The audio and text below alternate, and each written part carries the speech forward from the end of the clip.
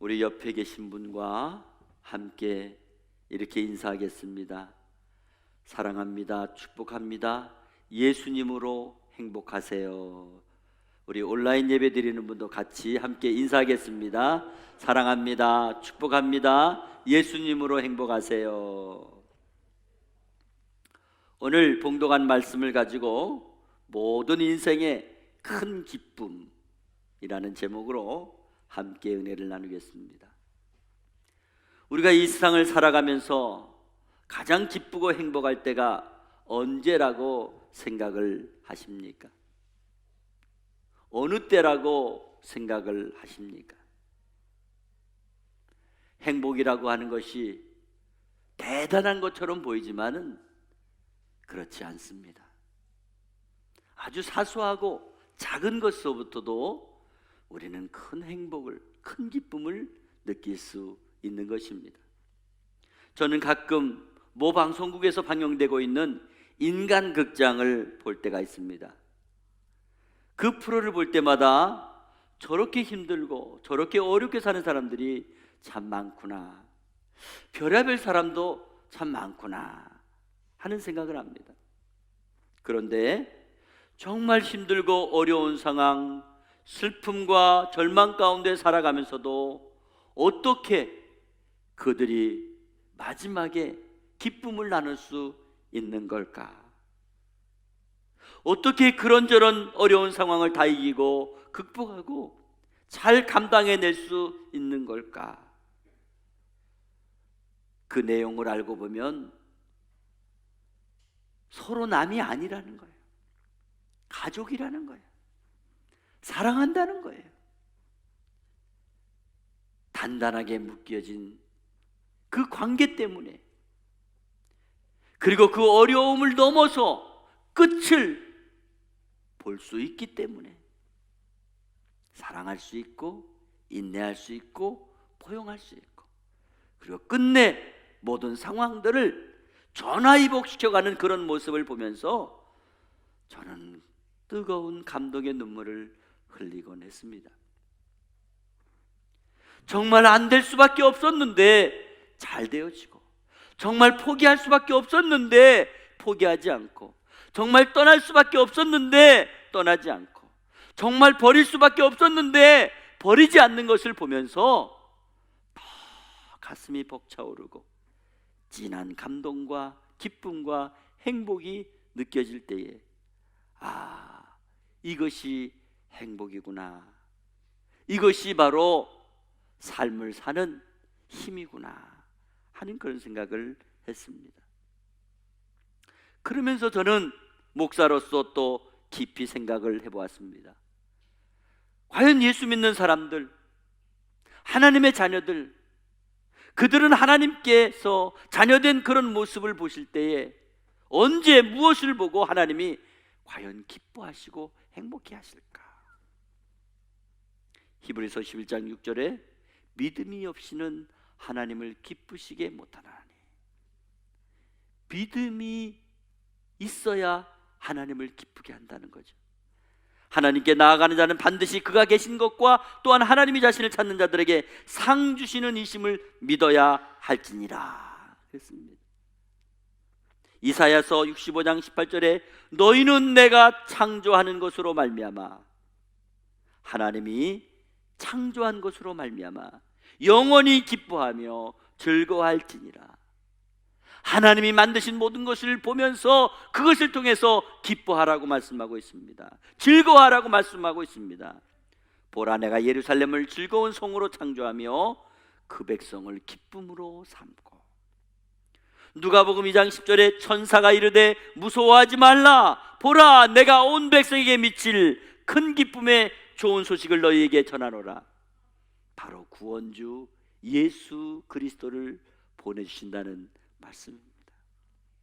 히브리서 12장 2절에 믿음의 주여 또 온전하게 하시는 이인 예수를 바라보라. 그는 그 앞에 있는 기쁨을 위하여 십자가를 참으사 부끄러움을 개의치 아니하시나니 하나님 보좌 우편에 앉아 계시니라. 이외에도 많은 말씀이 있지만은 이 말씀을 종합해 볼 때에 하나님께서는 하나님을 잘 믿는 믿음을 보시고 기뻐하시고, 하나님께서는 택하신 하나님의 자녀들의 잘되고 잘 사는 모습을 보고 기뻐하시고, 그 백성들이 예수님을 잘 믿고 죄에서 구원을 받게 되는 것을 보시고 가장 기뻐하신다고 말씀을 하셨습니다. 그렇다면 과연 21세기에 특별히 코로나19로 위협을 받고 그래서 불안에 떨고 있는 저와 여러분을 진정으로 기쁘게 할 수 있는 것들은 어떤 것이 있으며, 또 우리 자신이 얼마나 하나님의 큰 기쁨이 되기 위해 어떤 모습으로 살아가고 있는가를 생각하며 함께 은혜를 나누려고 합니다.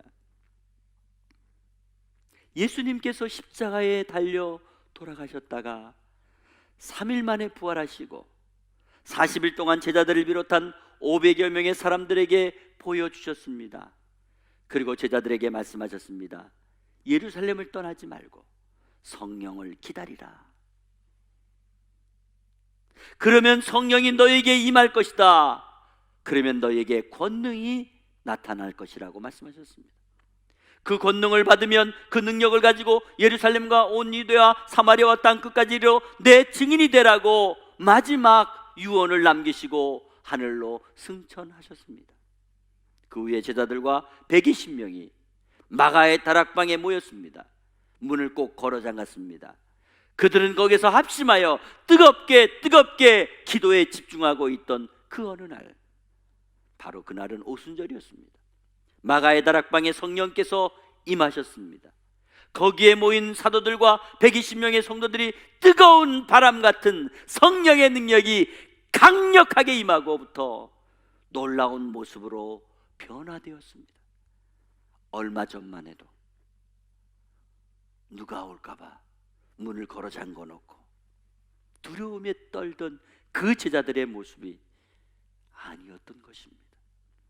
언제 그랬냐는 듯이 그 제자들은 담대하게 세상으로 나아갔습니다. 그리고 예수의 복음을 전하기 시작했습니다. 마치 성령의 술에 취한 듯이 그들은 기쁨으로 담대함으로 복음을 증거하기 시작했습니다. 우리가 십자가에 못 박아 죽였던 그분이 바로 예수 그리스도이십니다. 그분이 바로 하나님의 아들이십니다. 메시아이십니다. 우리가 그분을 믿어야 구원을 받고 영생을 얻을 수 있습니다. 예수 믿으세요. 회개하세요. 예수 안에 영생이 있습니다. 주 예수를 믿어야 됩니다. 크게 미친 듯이 외치고 전도하고 다녔습니다. 그때에 성경은 하루에 3,000명, 5,000명씩 회개하고 주님께 돌아왔다고 말씀하고 있습니다. 성경은 그 상황을 날마다 구원받는 사람을 더하게 하시더라 이렇게 표현하고 있습니다. 예루살렘 교회는 순식간에 수만여 명의 사람인들이 모이는 교회의 풍의 역사를 만들었습니다. 갖가지 이적과 표적이 일어났습니다. 온갖 질병에 걸린 사람들이 고침을 받았습니다. 사람들의 심령이 변화를 받았습니다. 그리고 많은 사람들이 물질로 혹은 몸으로 헌신하는 사람들이 점점 늘어나기 시작했습니다. 과연 어떻게 초대교회에 이런 부흥이 일어날 수 있단 말인가? 너무 신기하고 놀라운 상황을 생각했습니다. 그런데 그것도 잠시입니다. 문제가 생겼습니다. 당시에 가말리엘의 제자로 율법에 능통하고 혈기가 왕성한 사울이라고 하는 청년이 예수를 믿는 사람들을 거부하고 반대하는 유대인들을 모았습니다. 그래서 예수 믿는 사람들을 붙잡아다가 공회에 넘기는 일을 시작했던 것입니다. 그리고 다시금 예루살렘에 기독교인에 대한 큰 박해와 핍박이, 피바람이 불어치기 시작했습니다. 그러면서 예수 믿는 사람들은 하나둘 다 흩어지기 시작했습니다. 그 와중에 초대교회 존경을 받고 있던 지도자 안수 집사인 스데반 집사님이 사울이 이끌고 다니는 그 청년들에 의해서 돌에 맞아 순교를 당하고 말았습니다. 사울은 잔인하게도 예수를 믿는 사람들을 붙잡아다가 감옥에 가두는 일을 아주 자랑스럽게 생각을 했습니다. 그런데 그때에 흩어진 사람들, 도망갔던 사람들, 다 살기 위해서 흩어진 줄 알았습니다. 그러나 그게 아니었습니다. 그들은 오히려 흩어진 그 자리에서 더 열심히 복음을 전하고 있었습니다. 심지어 유대인들이 개 같은 족속으로 취급을 하고 복음이 전해지지 않아야 된다고 거부했던 사마리아 땅끝까지 가서 복음을 전하기 시작했습니다. 그 대표적인 인물이 빌립 집사입니다. 그리고 복음이 전해지는 곳마다 놀라운 이적과 표적과 능력이 나타났습니다. 그리고 복음을 듣는 사람들이 한 마음이 되어 빌립을 따르기 시작했습니다. 그때 귀신 들렸던 자가 귀신의 소리에 귀신 소리를 지르며 나아가고, 많은 중풍병자가 고침을 받았고 환자들이 고침을 받고 걸어 다녔다고 했습니다. 한마디로 복음이 전해진 그 성에 놀라운 치유와 회복의 역사가 일어났습니다. 큰 기쁨의 도성이 되었다고 말씀하고 있습니다. 그래서 성경에 그 성에 큰 기쁨이 있더라. 여기서 말씀하는 성은 나라 혹은 지역이나 도시를 지칭하는 것입니다. 큰 기쁨이 있었던 성, 그곳에 거주하는 모든 사람들의 큰 기쁨, 그 기쁨이 어떤 기쁨이었을까요? 오늘 본문을 통해서 정말 모든 인생의 큰 기쁨이 무엇인가를 생각하며 함께 은혜를 나누려고 합니다. 첫째로, 모든 인생의 큰 기쁨은 고난과 큰 박해 속에서도 전혀 흔들리지 않는 믿음인 것입니다. 오늘 본문 앞구절인 사도행전 8장 1절에서 3절의 말씀을 제가 읽어드리겠습니다. 그 날에 예루살렘에 있는 교회에 큰 박해가 있어 사도 외에는 다 유대와 사마리아 땅으로 흩어지니라. 경건한 사람들이 스데반을 장사하고 위하여 크게 울더라. 사울이 교회를 잔멸할세 각 집에 들어가 남녀를 끌어다가 옥에 넘기니라 말씀했습니다. 한마디로 예루살렘 성에서는 예수를 믿는 사람들에게 엄청난 고난과 큰 박해가 시작되고 있었던 것입니다. 한마디로 아비규환의 끔찍한 상황이 벌어지고 있었습니다. 마치 예수 믿는 사람들이 범법자인 것처럼 체포를 당하는, 사울 일당이 가정마다 다니며 색출하여 그들을 붙잡아다 옥에 가두었다고 말씀하고 있습니다. 그때에 흩어졌던 성도들에 대하여 오늘 본문 4절 5절에 그 흩어진 사람들이 두루 다니며 복음의 말씀을 전할세 빌립이 사마리아 성에 내려가 그리스도를 백성에게 전파하니 말씀했습니다. 그렇습니다. 그들은 흩어졌지만 살기 위해서, 도망치기 위해서 흩어진 것이 아닙니다. 그들은 흩어졌지만 두루 다니며 복음을 전했다고 했습니다. 그들은 믿음을 지켰습니다. 과거 우리 믿음의 선배들이 고난과 큰 박해 속에서도 흔들리지 않았습니다. 담대하게 복음을 전했습니다. 그 복음이 오늘날 저와 여러분에게 큰 기쁨이 된 증거가 된 줄 믿습니다.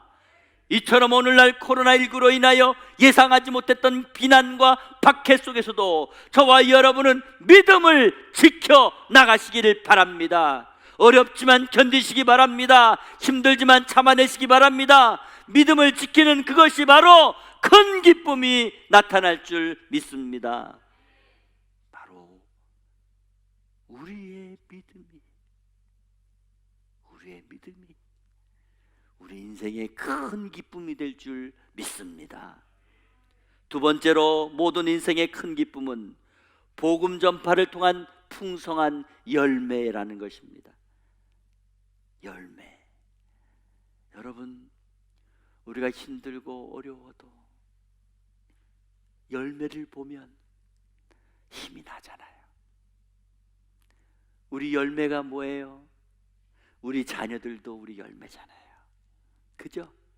예? 또 우리가 하는 일의 결과가 열매잖아요. 오늘 보면 6절에 무리가 빌립의 말도 듣고 행하는 표적도 보고 한 마음으로 그가 하는 말을 따르더라 하는 말씀이 있습니다. 그렇습니다. 생명을 내걸고 자존심을 버리고 담대하게 복음을 전하는 쪽쪽 그들이 두루다니며 전하는 그 복음의 열매가 나타나는 것을 볼 때에 얼마나 기쁘고 얼마나 힘이 나겠습니까? 여러분, 전도해 보신 분은 알잖아요. 전도가 얼마나 힘들어요. 예. 자주 만나야 되고 또 복음을 전해야 되고, 예. 세상 말로 꼬셔야 되잖아요. 예. 얼마나 힘들어, 얼마나 힘들어. 그런데 우리가 전한다고 다 와요? 다 믿어요? 아니잖아요. 그렇게 힘들어. 예. 그런데 전했을 때 그분들이 예배당에 오고 그분들이 변화되고 그분들이 예수 믿게 되면 그것처럼 큰 기쁨이 어디 있겠어요? 예? 어디 있겠어요? 오늘 본문 말씀에 보니까 초대교회 성도들이 환난과 핍박 가운데에 전도를 하면 금방 열매가 나타나고 있는 것을 우리가 볼 수 있습니다. 농부가 아무리 힘이 들고 아무리 고생스럽다 할지라도 가을에 추수할 곡식이 풍성하고 수확할 것이 많다면 지난날에 흘렸던 그 땀방울과 수고와 희생이 무슨 문제가 되겠습니까? 그 열매를 보면 너무 기뻐가지고 참 잘했구나, 한순간도 잊을 수가 없어. 그 열매를 보면 너무 기쁘잖아요. 감격스럽잖아요. 오늘날도 모든 인생의 기쁨은 오직 풍성한 열매인 줄 믿으시기를 바랍니다. 신기하게도 복음을 따르는 새로운 성도의 모습을 보게 되면 예수 믿는 보람이 있지 않습니까? 얼마나 기쁘고 얼마나 힘이 나고 얼마나 행복합니까? 그런 열매가 우리 삶에, 우리 교회에 가득가득하게 되기를 간절히 바랍니다. 열매를 보면 큰 기쁨이 있는 열매, 복음의 열매, 구원의 열매, 은혜의 열매, 이것이 우리에게 큰 기쁨이 되는 거예요. 세 번째로, 모든 인생의 큰 기쁨은 모든 질병에서 고침받고 치유받는 역사가 있을 때 큰 기쁨이 되는 겁니다. 오늘 보면 7절에 많은 사람에게 붙었던 더러운 귀신들이 크게 소리를 지르며 나가고 또 많은 중풍병자와 못 걷는 사람이 나으니 하는 말씀이 있습니다. 그렇습니다. 병든 사람이 고침을 받는 거 얼마나 귀한 일입니까? 얼마나 복된 일이에요.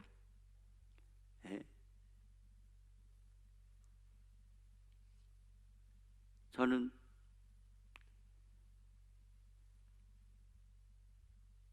매일매일 코로나 확진자가 얼마나 늘었는지, 얼마나 줄고 있는지, 그게 관심사예요.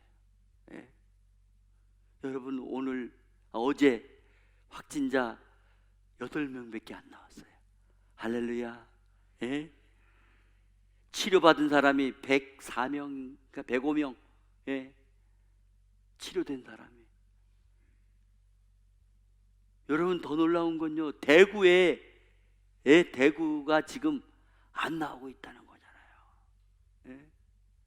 얼마나 감사해요.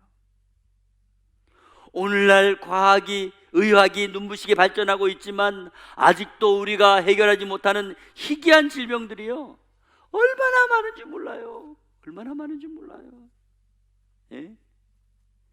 여러분, 지금 우리가 코로나를 걱정하는 이유가 뭐예요? 이게 치료 방법이 없기 때문에, 백신이 안 나왔기 때문에 어떻게, 너무 빨리 퍼지기 때문에. 그래서 여러분, 얼마나 많은 사람이 죽었어요.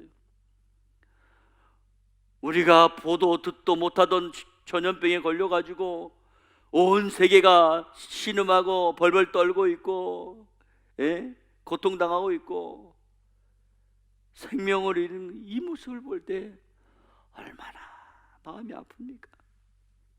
그런데 그 와중에 치료받는 분들이 있다는데, 그분들 보면서 우리는 기쁘지 않아요? 예? 오늘날 교회의 사명이 바로 그거예요. 살아나는 거, 구원받는 거, 회복되는 거, 치유되는 거, 그것이 저와 여러분의 큰 기쁨이 되어야 될 줄로 믿습니다. 예? 이 큰 기쁨.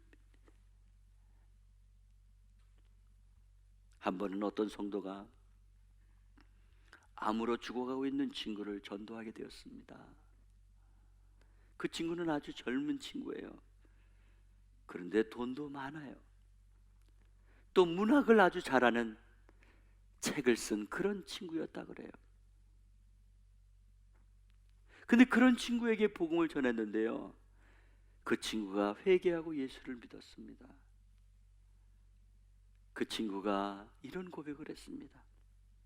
내 인생이 고달프고 무거웠고 이렇게도 괴로웠던 것은 예수님을 몰랐기 때문인 것 같습니다. 내가 이제 주님을 알고 믿기에 암이라고 하는 병이 나에게는 아무런 문제도 되지 않으며 이제는 죽음마저도 기쁘게 맞이할 수 있게 되었습니다. 그리고 그 친구는 찬송을 부르며 감사기도를 드리면서 이 세상을 떠나갔다고 합니다. 과연 복음의 능력이 이런 신비하고 놀라운 고백을 할 수 있게 한다는 것입니다.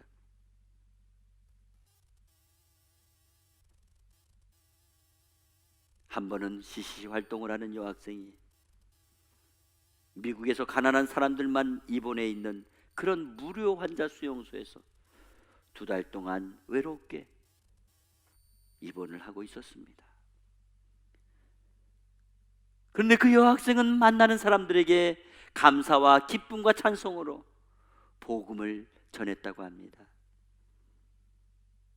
그러던 어느 날 그녀가 이제 퇴원을 하게 되어 그 병원 환자들에게 인사를 하러 갔습니다.